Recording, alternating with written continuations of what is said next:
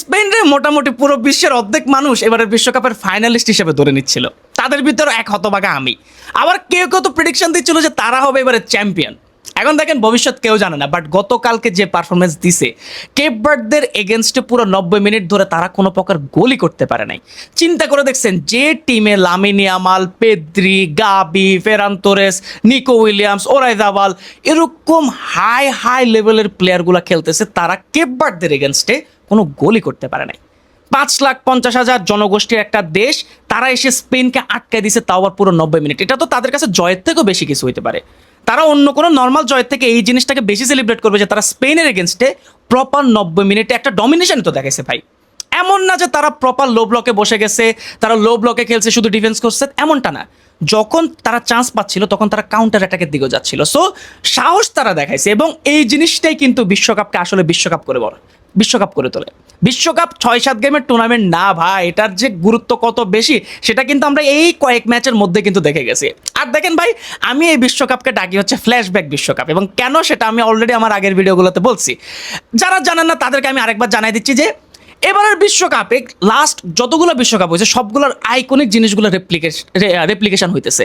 যেমন আমরা শুরুতে দেখলাম কি সাউথ আফ্রিকা, মেক্সিকো, এরপরে ইউএস এর একটা সাউথ আমেরিকান টিমের এগেনস্টে ওন গোল পাওয়া, তারপরে সেই জার্মানির বিখ্যাত 7-1, আর গতকালকে এসে তো আমরা সেই 1960-70 সালের রেকর্ডও আমরা দেখছি। জাপানেরও রেকর্ড আছে, নেদারল্যান্ডেরও রেকর্ড আছে, সবগুলো আমরা কিন্তু দেখতেছি এবারের বিশ্বকাপে। সো বিশ্বকাপ মজা হইতেছে, বাট গতকালকের যে ম্যাচ ছিল স্পেন আর কেপ ভার্দে, এটা দেখে আমি এত বেশি ফ্রাস্ট্রেটেড হয়ে গেছিলাম যে আমি আর কোনো ম্যাচই দেখি নাই। সকালে উঠে দেখি যে গতকাল বা এবং আজকে যতগুলো ম্যাচ হয়েছে মানে এই টাইম পিরিয়ডে সবগুলো ম্যাচ ড্র। এটাও নাকি 1960 সালের পরে এইবারই প্রথম হয়েছে। 1960 সালে এরকম একটা ম্যাচ ডেকেছে যেখানে প্রত্যেকটা ম্যাচ ড্র হয়েছে, এবং এবার এসে আবার সেম জিনিসটা রেপ্লিকেশন হয়েছে। ভাই ট্রাম্প কিছু একটা করতেছে ভাই, স্ক্রিপ্ট মনে ট্রাম্পে লিখতেছে, বাট স্পেন কেন গতকালকে কিছুই করতে পারলো না?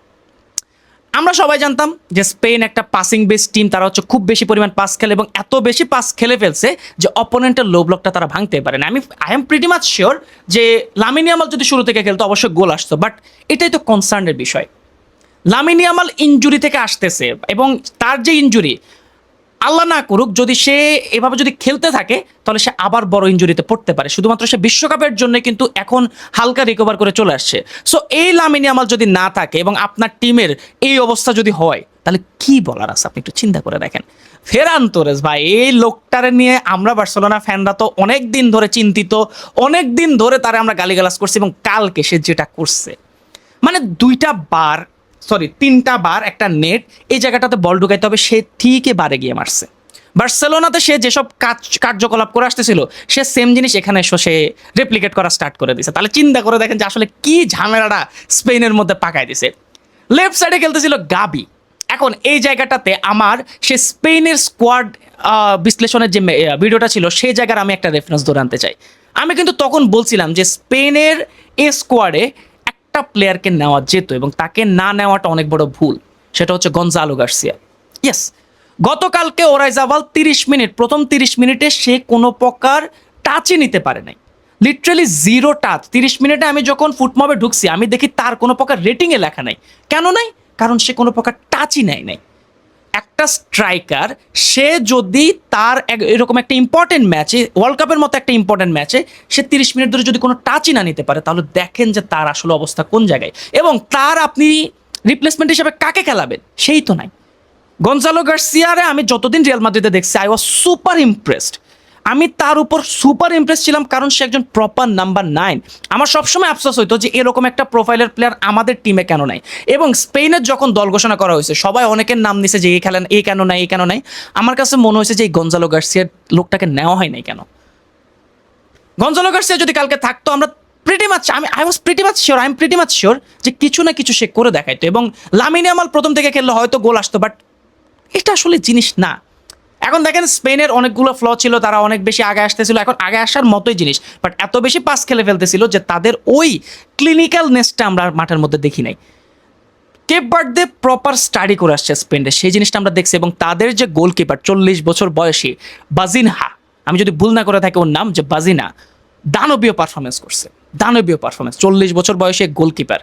এখন দেখেন ওয়ার্ল্ড কাপ জিনিসটা কেন এত বেশি ইম্পর্টেন্ট, আমি প্রত্যেকটা ভিডিওতে আমি কেন বলি যে ওয়ার্ল্ড কাপ জিনিসটা এত এত বেশি ইম্পর্টেন্ট কেন? আপনি সে কুরাসাওর জার্মানির এগেনস্টে সেই ইকুয়ালাইজারের পর 1,55,000 সেই জনগোষ্ঠী সেই আওয়াজগুলো আপনি একবার চিন্তা করে দেখেন। এবং গতকালকে কেপ ভার্দেদের যে ম্যাচটা হয়েছে সেখানে তাদের যে সেলিব্রেশন সেই জিনিসগুলো আপনি একটু খেয়াল করে দেখেন। 6-7 গেমের টুর্নামেন্ট না ভাই, আমি এটা প্রত্যেকদিন বলবো, কারণ এই জিনিসটা আমার মাথায় গেঁথে গেছে যে কেমনে একটা বিশ্বকাপের মতো টুর্নামেন্টকে 6-7 গেমের টুর্নামেন্ট বলে ভাই, আনবিলিভেবল জিনিসপাতি। সো গতকালকে বাকি যে ম্যাচগুলো হয়েছে আমি আনফর্চুনেটলি কোনো ম্যাচই দেখি না, হাইলাইটস দেখে খুব একটা আন্দাজ দিতে চাই না, বাট সৌদি আরবের ম্যাচে সৌদি আরবের গোলকিপার অসাধারণ পারফরমেন্স করছে, সেটা আমরা ভালো মতোই দেখছি। এছাড়া বেশি কিছু আসলে বলার নাই।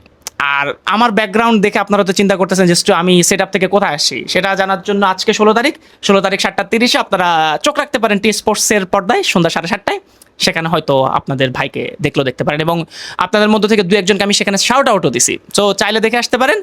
আর সামনে আর্জেন্টিনার ম্যাচ, সেই ম্যাচ নিয়ে আমরা কথাবার্তা বলবো, বাট আমার এখন ভয় লাগতেছে, লিটারালি ভয় লাগতেছে যে বিগ টিমগুলো যেভাবে ধরা খাচ্ছে। জার্মানি বাদে আমি মোটামুটি দেখলাম যে স্পেন ধরা খাইলো, ব্রাজিল ধরা খাইলো, মরক্কো ধরা খাইলো, এখন সামনে আর্জেন্টিনার সময় আসতেছে, নেদারল্যান্ড ধরা খাইলো, জাপান ধরা খাইলো, মানে ধরা খাইলো বলতে কি তারা ড্র করে ফেলছে। আমি একটু টেনশনে আছি যে আসলে কি হইতে পারে। বাট ড্রয়ের কথা বলতে আমার একটা জিনিস মাথায় আসতেছে, এখন পর্যন্ত আমি যখন এই ভিডিওটা বানাচ্ছি তখন পর্যন্ত এশিয়ান কোনো টিম কিন্তু এখন হারে নাই। এশিয়ান টিম এখনো পর্যন্ত কোনোটা হারে নাই। এটা কিন্তু আমাদের জন্য অনেক বেশি ইন্সপায়ারিং যে আমাদের একটা কন্টিনেন্টের কয়েকটা দল এখনো পর্যন্ত তারা কিন্তু হারে নাই। সৌদি আরবে কিন্তু উরুগুয়ের এগেনস্টে হারে নাই। অসাধারণ না জিনিসটা, যে এশিয়াকে খুব একটা জায়ান্ট হিসেবে মানুষজন ধরে না, বাট এবারের বিশ্বকাপে তারা তাদের সব কিছু প্রমাণ দিচ্ছে, স্পেশালি জাপান, কোরিয়া, অস্ট্রেলিয়া তো আমাদেরকে রিপ্রেজেন্ট করতেছে। সো তিনটা টিম প্রপারলি খেলে আমাদেরকে ভালো মতো রিপ্রেজেন্ট করতেছে। So best of luck to them. আর ম্যাচগুলো নিয়ে আমি কেন গতকালকের ম্যাচ নিয়ে কথাবার্তা বলতেছি না, কারণ সেই ম্যাচের নিয়ে আমি অলরেডি কথাবার্তা বলে ফেলছি টি স্পোর্টসে। সো পরবর্তী ভিডিও পর্যন্ত সবাই ভালো থাকবেন, সুস্থ থাকবেন। আর গতকালকে আপনার কার খেলা সবচেয়ে বেশি ভালো লাগছে সেটা আমাকে জানাবেন।